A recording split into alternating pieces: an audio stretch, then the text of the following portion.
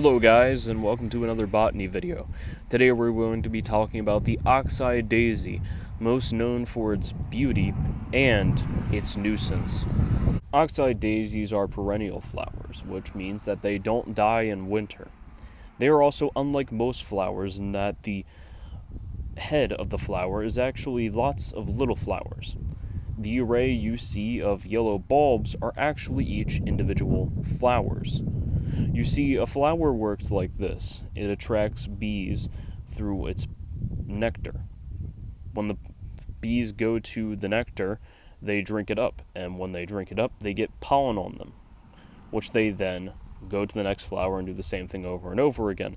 However, most flowers are just that, a vat of nectar with pollen on them.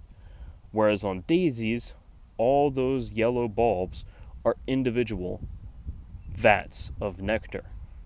Oxeye daisies are also known for being associated with the game He Loves Me Not, in which someone will pull off a petal saying he loves me and then pull off another petal saying he loves me not, which I'm sure most of you guys know of that. However, I don't think most of you knew that Oxeye daisies were used in it.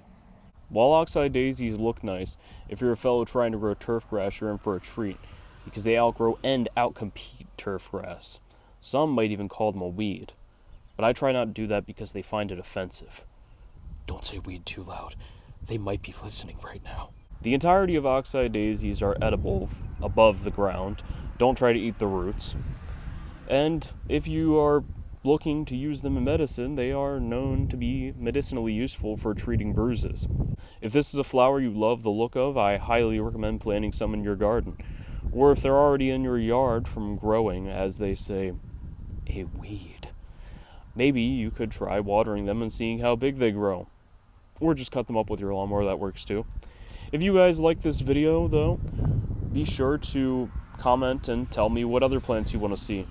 And if you don't want to see any more plants, why are you watching this video?